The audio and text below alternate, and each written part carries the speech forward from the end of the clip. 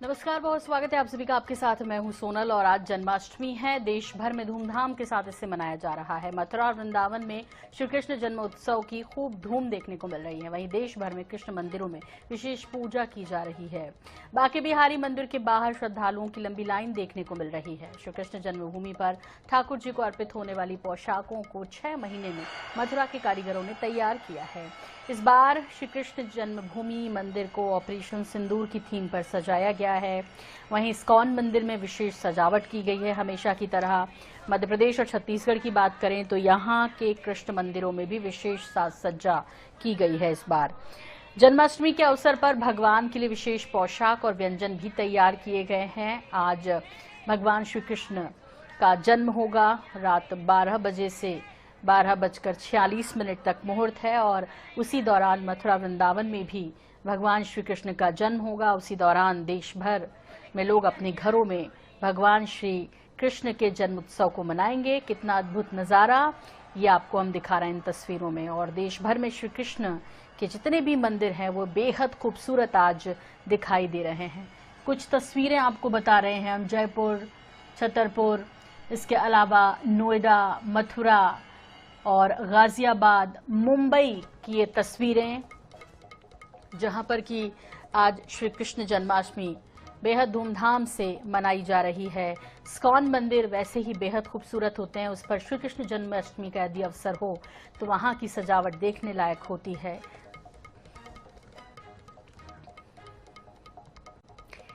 और मध्य प्रदेश, छत्तीसगढ़ में भी विशेष थीम पर कई जगह मंदिरों को सजाया गया है। छत्तीसगढ़ की जब बात करते हैं तो कोई भी धार्मिक त्योहार हो, यहाँ पर बेहद खूबसूरती के साथ पूरे पारंपरिक अंदाज के साथ इसे मनाया जाता है। जन्माष्टमी का पर्व है। पंकज गुप्ते इस वक्त नजर आ रहे हैं, बिलासपुर से हमारे साथ जुड़ गए हैं। पंकज, क्या नजारा बिलासपुर में है? वैसे तो जो संस्कार धानी के लोग हैं वो हर त्योहार को बहुत अच्छे से सेलिब्रेट करते हैं और ऐसे में आज जन्माष्टमी क्या धूम देखने को मिल रही है पंकज? बिल्कुल, मैं आपको बताना चाहूंगा आज कृष्ण जन्माष्टमी है, उसकी धूम के काफी जोरों से है। यहाँ बिलासपुर में लगातार यहाँ पर पहले से ही तैयारी चल रही थी। अभी मैं खड़ा हूँ श्री वेंकटेश मंदिर में। करीबन ये 90 साल पुराना वेंकटेश मंदिर है। सबसे बड़ी खासियत आपको मैं बताना चाहूंगा, आप देख सकते हैं मेरे पीछे यहाँ पर श्री वेंकटेश भगवान है। प्योर ग्रेनाइट का ये मूर्ति बना हुआ है, करीबन 4 फीट है। दक्षिण भारत से इस मूर्ति को लाया गया था और उसके बाद से यहाँ जो स्थापित की गई है, करीबन 90 वर्ष हो गया है। प्रतिदिन यहाँ पर एक परंपरा के अनुसार श्री कृष्ण जी को झूला में झुलाया जाता है। यहाँ पर भी आप देख सकते हैं श्री राधा कृष्ण, उनका बड़ा सुंदर है। यहाँ पर एक झूला बनाया गया है जिसमें श्री राधा कृष्ण है और यहाँ पर श्री कृष्ण लला का एक छोटा सा मूर्ति भी यहाँ पर आप देख सकते हैं। साथ ही साथ जो माता यशोदा है वो श्री कृष्ण को यहाँ पर खिलाती हुई, उन्हें दुलार करती हुई नजर आ रही है। और यहाँ करीबन 5:30 का जन्म होगा। हमारे साथ इस मंदिर के मुख्य पुजारी ये मौजूद है, हमसे बात करेंगे। महाराज जी, आज श्री कृष्ण जी का जन्म उत्सव है, 12 बजे जन्म होने वाला है। कितना महत्व है, कितने लोग इंतजार कर रहे हैं यहाँ पर? आज प्रतिवर्षानुसार भगवान श्री लक्ष्मी वेंकटेश के मंदिर में श्री कृष्ण जन्मोत्सव धूमधाम से मनाया जाएगा और हमारे भगवान जो हैं वह जो यहाँ विराजमान हैं, तो भगवान का जो रामावतार हुआ तो रामावतार एक थोड़ा मर्यादा वाला है, लेकिन कृष्ण जी का जो कृष्णावतार है उसमें हम भगवान को वात्सल्य रूप में प्रेम करते हैं। जैसे हम एक बच्चे को उसका प्रेम करते हैं बच्चे के साथ में, उस तरीके से भगवान के साथ हम व्यवहार कर सकते हैं। इसलिए भगवान श्री कृष्ण का जो है वह जनमानस में ज्यादा विस्तार है। और जैसे कि आप सब देखते ही हैं, एक बच्चे को लेकर के तो भगवान का एक जो विग्रह है, भगवान भक्त के अधीन होते हैं। तो हमारे जो कृष्ण जी हैं वह अर्चा विग्रह ही है। हम भक्त जैसा चाहता है, भगवान के कभी चिबुक को स्पर्श कर लेता है, भगवान के कभी चरणों का चुंबन ले लेता है, तो भगवान का कभी स्पर्श कर लेता है। तो यहाँ कोई ऐसी मर्यादा नहीं है। तो भगवान श्री कृष्ण जो है वो जनमानस के ज्यादा करीब हैं। तो देख सकते हैं यहाँ पर पुजारी है, बड़ी संख्या में यहाँ पर भक्त करीबन कई घंटों से यहाँ पर लाइन लगाए हुए हैं ताकि अपने श्री कृष्ण के दर्शन कर सके। हमारे साथ यहाँ पर कुछ मौजूद है। मैडम, बताएंगे कब से आई हैं और भगवान का दर्शन कर? आधा घंटा हो गया है और श्री कृष्ण जी के क्या कहना चाहिए श्रृंगार होता तब तक हम इंतजार कर रहे थे और अभी बढ़िया दर्शन सुलभ हो रहे हैं। जी। आप बताइएगा कब से जन्मोत्सव है? 6 बजे से आए हैं यहाँ पर दर्शन के लिए। बहुत अच्छा लगा देखकर। कैसा महसूस करिए? बहुत अच्छा लग रहा है आज के दिन। भगवान श्री कृष्ण का एकदम लला के रूप में यहाँ पर है जी, बहुत ही सुंदर छवि है उनकी। देखिए, मैं आपको एक चीज और बताना चाहता हूँ कि जिस मंदिर में जो संस्कृत की जो भाषा होती है उसकी यहाँ पर बाकायदा कई वर्षों से संस्कृत का पढ़ाई भी करवाया जाता है। महाराज से और हम बात करेंगे। महाराज जी, पूजन पाठन तो हो रहा है लेकिन संस्कृत को बचाने का आप लोग प्रयास करते हैं? हाँ, ठीक ये है। जो संस्कृत है इसको देव भाषा कहा जाता है। पंकज, बिल्कुल, और कुछ इसी तरह के नजारे पूरे प्रदेश भर में देखने को मिल रहे हैं। इधर मध्य प्रदेश की बात करें तो मध्य प्रदेश में भी श्री कृष्ण जन्माष्टमी की धूम देखते ही बन रही है। अब रुख करेंगे हम अपने सहयोगी जो कि जबलपुर में मौजूद हैं, संजय साहू का। और संजय, आपसे भी जानना चाहेंगे कि किस तरह की धूम जो है वो जन्माष्टमी को लेकर जबलपुर में, क्योंकि एक संस्कारधानी न्यायधानी छत्तीसगढ़ की बिलासपुर से हम बात कर रहे थे, दूसरी अब हम संस्कारधानी मध्य प्रदेश के यानी जबलपुर की बात करेंगे। और ये भी न्यायधानी कही जा सकती है क्योंकि यहाँ भी हाईकोर्ट है। ऐसे में क्या तैयारियां इस जन्माष्टमी को लेकर?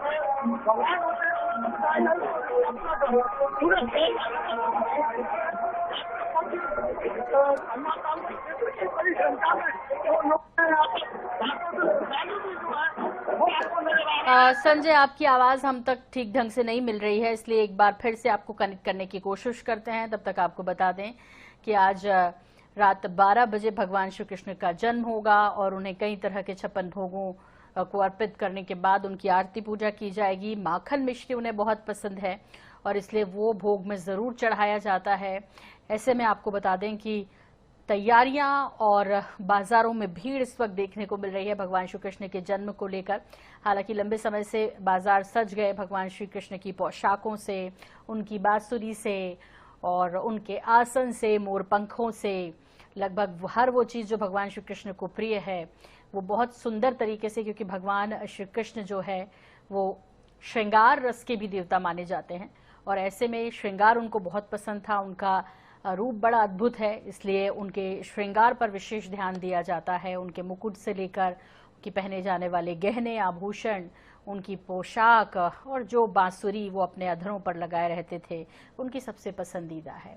ऐसे में आज भगवान श्री कृष्ण की सजावट पर तो सभी का विशेष फोकस है ही। मंदिरों में जब हम जाते हैं तो भगवान श्री कृष्ण के भजन और साथ ही साथ अपने प्रभु के एक दर्शन के लिए लंबी कतारें इस वक्त मंदिरों के बाहर देखने को मिल रही हैं। और पंकज गुप्ते हमारे साथ लगातार जुड़े हुए हैं, बिलासपुर में मौजूद है। एक बार फिर से पंकज का रुख करते हुए, पंकज, आपसे जानना चाहेंगे, बेहद खूबसूरत मंदिर आपके पीछे दिखाई दे रहा है और चूंकि भगवान कृष्ण 8वें अवतार थे विष्णु जी के, ऐसे में आपसे ये जानना चाहेंगे कि न सिर्फ ये मंदिर, बाकी मंदिर जो है वो कौन कौन से और विशेष मंदिर हैं बिलासपुर में जिनमें आज के दिन खासा उत्साह के साथ साथ विशेष साज सज्जा की जाती है और लोग वहां बिलासपुर के पहुंचते हैं? जी बिल्कुल, जिस तरीके से मैं आपको बता रहा था कि मैं जिस वक्त अभी जो खड़ा हूं वेंकटेश मंदिर, ये दक्षिण भारत के हिसाब से यहाँ पर जो बालाजी के रूप यहाँ पर दिखाई देंगे, उसी प्रकार से यहाँ से कुछ ही दूरी पर श्री खाटू श्याम मंदिर भी है। खाटू श्याम मंदिर काफी भव्य और बड़ा है, जिसको आज सुबह ही हमने अपने INH 24 में दिखाया था। बड़ी संख्या में, हजारों की संख्या में वहां पर भक्त तांता लगा के खड़े हुए थे अपने श्री प्रभु श्री खाटू श्याम जी को देखने के लिए। दूर दूर से वहां पर दर्शन करने के लिए आते हैं। वहां पर जगह की सबसे बड़ी खास बात यह है कि जो वहां का जो फूल से सजावट किया गया है खाटू श्याम जी को, कलकत्ता से वहां पर करीबन 151 प्रकार के जो फूल मंगाए गए हैं उनकी साज सज्जा की गई है। एक अलग ही तरीके से पूरी तरीके से फूलों से खाटू श्याम बाबा को सजाया गया है। लोग पूरी तरीके से वहां पर उनके दर्शन करने के लिए सुबह से ही कतार लगाए हुए थे। जब उनका जैसे ही दर्शन हुआ तो जयकार से, श्री खाटू श्याम बाबा के जयकार से पूरा मंदिर गूंज उठा। साथ साथ जो भजन कीर्तन हुए और अभी शाम को वहां पर श्री कृष्ण सजाव प्रतियोगिता भी अभी चल रहा है, जहां पर छोटे छोटे बच्चों को श्री कृष्ण बनाया जाएगा, राधा मैया बनाया जाएगा और उस प्रतियोगिता में जो सबसे सुंदर प्यारे दिखाई देंगे। हालांकि कृष्ण तो हर रूप में प्यारे दिखाई देते हैं, लेकिन जिस प्रकार से वहां पर श्री कृष्ण को साज सज्जा किया गया, प्रतियोगिता होगी, उस बच्चे को वहां पर प्रतियोगी घोषित किया जाएगा, उसे इनाम दिया जाएगा। साथ साथ जो 56 भोग लगाने की बात बताई जा रही थी कि 56 भोग लगाया जाएगा खाटू श्याम बाबा को, और उसके अलावा जो रात भर इसका भजन कीर्तन चलेगा। रात को 12 बजे न सिर्फ खाटू श्याम मंदिर में बल्कि पूरे बिलासपुर में जहां जहां पर श्री राधा कृष्ण मंदिर है, खाटू श्याम बाबा मंदिर है, वेंकटेश मंदिर है, राधा कृष्ण मंदिर है और लक्ष्मी नारायण मंदिर है, सभी मंदिरों में पूरी तरीके से तैयारी कर ली गई है भगवान श्री कृष्ण के जन्म के लिए। जी बिल्कुल, पंकज आप बने रहिए। इधर एक बार फिर से रुख कर लेते हैं जबलपुर का। संजय, अब आपको मेरी आवाज मिल रही है? जी संजय, आवाज मिल रही है?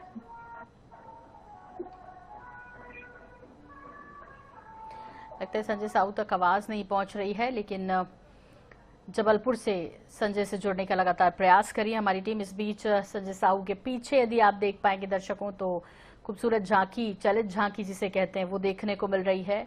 मौसम तो चूंकि मध्य प्रदेश में फोरकास्ट है ही बारिश का, इन सब के बीच भी जो श्रद्धालु हैं, जो भक्तगण हैं, उनका उत्साह कतई कम नहीं है।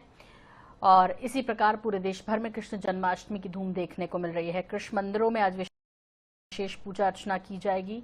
रात को ठीक 12 बजे भगवान का जन्म होगा। अलग अलग राज्यों में कहीं थोड़ी बहुत परंपरा अलग अलग है, बाकी कृष्ण के जन्म को सभी रात 12 बजे से 12:46 तक चूंकि विशेष मुहूर्त बताया गया है, और ऐसे में उनका जन्म होगा, भगवान का अवतरण होगा और पापों का नाश करने के लिए विष्णु ने 8वें अवतार के रूप में, श्री कृष्ण के रूप में जन्म लिया।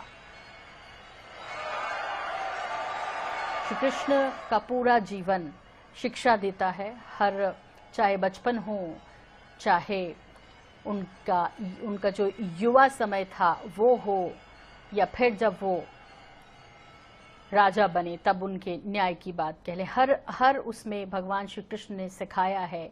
गीता में जो उन्होंने कहा है वो एक मार्ग बताया है उन्होंने कि कैसे आपको जीना है और कैसे जो होना है वो तो होकर रहेगा, लेकिन बिना फल की चिंता किए कर्म करना है। और एक बार फिर से बिलासपुर का रुख करते हैं और पंकज गुप्ते लगातार यहां से हमारे साथ बने हुए हैं। पंकज, आप अपनी बात कंटिन्यू कर सकते हैं। आप कुछ और मंदिरों के बारे में बता रहे थे जो कि विशेष आकर्षण का केंद्र होते हैं आज के दिन। जी बिल्कुल, आपको ये बताना चाहूंगा जिससे कि जो कृष्ण जन्माष्टमी के लिए तैयारी करीबन 10-15 दिन पहले से चालू कर दी जाती है सभी मंदिरों में। जो खासकर जो विशेष मंदिर होते हैं, जैसे कि आज मैं वेंकटेश मंदिर में खड़ा हूँ, इस वेंकटेश मंदिर की एक खासियत आपको और भी बताना चाहूंगा कि जो पूरे देश, बताया जाता है कि पूरे देश भर में, यहाँ तक कि जो वृंदावन है वहां भी सिर्फ 5 दिन के लिए झूला का कार्यक्रम किया जाता है, लेकिन इस मंदिर में करीबन 18 दिनों तक भगवान श्री कृष्ण का झूला कार्यक्रम रखा जाता है। अभी आपको मैं फिर से दिखाना चाहूंगा कि यहाँ पर बहुत सुंदर से यहाँ पर भगवान राधा कृष्ण की मूर्ति है। यहाँ पर कितनी सुंदर से यहाँ पर फूलों से सजाया गया है इस झूला को। करीबन बताया जा रहा है 18 दिन पहले जो नाग पंचमी था, नाग पंचमी से लेकर के आज जो कृष्ण जन्माष्टमी है, यहाँ तक करीबन 18 दिन तक भगवान श्री कृष्ण को इसी झूले में झुलाया जाता है। यहाँ सामने देख सकते हैं भगवान श्री कृष्ण का एक मूर्ति, छोटा सा मूर्ति रखा हुआ है जिसमें लला, इसे कान्हा कहते हैं, और साथ में साथ यशोदा मैया जो अपने कान्हा को यहाँ पर खिलौने से खिला रही है। साथ ही साथ यहाँ पर बिल्कुल पंकज, बेहद खूबसूरत। और जैसे हम अपने दर्शकों को बता भी रहे हैं कि जन्म से लेकर जब तक वो इस पृथ्वी पर रहे हैं तब तक उन्होंने अपनी लीलाओं के जरिए जीवन को जीना सिखाया और मार्गदर्शन दिया है। और इस बीच अब एक बार फिर से रुख कर लेते हैं जबलपुर का। संजय साहू वहां पर मौजूद हैं, उनके पीछे काफी खूबसूरत झांकियां दिखाई दे रही हैं, चलित झांकियां हैं संजय ये, और किस तरह की परंपरा जबलपुर में निभाई जाती है कृष्ण जन्माष्टमी पर? सिर्फ अगर बात करें जबलपुर संस्थाधानी की, तो न्यायधानी के साथ साथ धर्म नगरी की जबलपुर को कहा जाता है, क्योंकि नर्मदा का क्षेत्र लगा हुआ है। यहाँ पर प्रत्येक त्योहार जो है बड़े ही धूमधाम से मनाया जाता है। खासतौर से हम जन्माष्टमी की बात करें तो जन्माष्टमी के दिन का इंतजार जो है जबलपुर शहरवासियों को हमेशा से होगा। और संस्थाधानी वासी इस दिन एक शोभा यात्रा निकलती है, जो कि गोरखपुर श्री कृष्ण मंदिर से होते हुए हनुमानताल पहुंचते हैं। तो देख सकते हैं कि जो शोभा यात्रा है वो हनुमानताल पहुंच चुकी है। और शोभा यात्रा में तमाम प्रकार के ईश्वर हमारे भगवान है उनकी प्रतिमाएं जो है यहाँ पर भगवान है उनकी प्रतिमाएं जो है यहाँ पर स्थापित की जाती है और श्री कृष्ण भगवान को यहाँ पर भोग लगाया जाता है, माखन मिश्री का भोग लगाया जाता है। और ये शोभा यात्रा जो है वो लगभग 7 से 8 किलोमीटर लंबी होती है। तो ये गोल चक्कर जो है पूरा हनुमान ताल का लगाती है और ये बड़ी संख्या में श्रद्धालु जो है यहाँ पर इसका इंतजार करते हैं, चूंकि साल भर जो है वो लोग इसका इंतजार करते हैं कि आज श्री कृष्ण शोभा यात्रा जो है वो यहाँ पर निकलेगी। और यहाँ पर आते हैं, देख सकते हैं कि श्रद्धालु जो है वो यहाँ पर बैठे हुए हैं, इंतजार करते हैं। और एक दिन नहीं, ये पूरे सुबह से इंतजार करते हैं कि कब यहाँ पर शोभा यात्रा निकले। इसके साथ अगर हम बात करें तो विभिन्न प्रकार के बैंड पार्टी जो है वो इसमें शामिल होते हैं।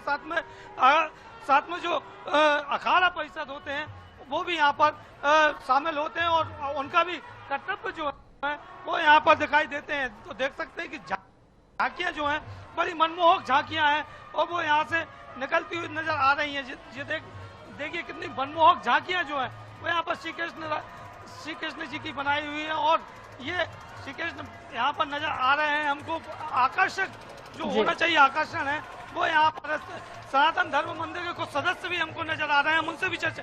ये जो पूरी झांकी निकल रही है श्री कृष्ण मंदिर से आ रही है, किस प्रकार से रहता है इसका पूरा? ये गोरखपुर से स्टार्ट होती है और लास्ट हनुमान ताल के पास समाप्त होकर वापस मंदिर जाती है। कितने समय निकलती है और कितना टाइम लगता है यहाँ? ये 12:30 बजे निकलती है और 8 बजे समाप्त होती है। 8 बजे तो देख सकते हैं कि 12:30 बजे जो है वो यहाँ पर निकलती है और पीछे तक अभी लंबी कतार जो है उनकी नजर आ रही है। खासतौर से हम बात करें शोभा यात्रा की तो बिल्कुल संजय, और बेहद खूबसूरत झांकी और उनके जीवन काल के कुछ दृश्य यहाँ पर दिखाए गए इस झांकी में।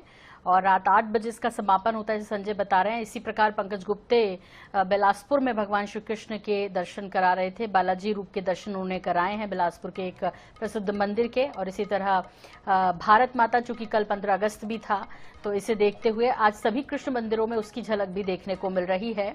तो ये 2 खूबसूरत तस्वीरें दोनों ही प्रदेशों की न्यायधानी से आप देख रहे थे।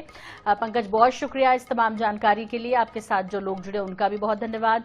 संजय, आपका भी बहुत शुक्रिया इतनी खूबसूरत झांकियां हमारे दर्शकों के साथ साझा करने के लिए। और इसी के साथ आज कृष्ण जन्माष्टमी है। आप सभी को INH और हरिभूमि परिवार की तरफ से भी ढेर सारी शुभकामनाएं। फिलहाल मुझे दीजिए इजाजत, नमस्कार।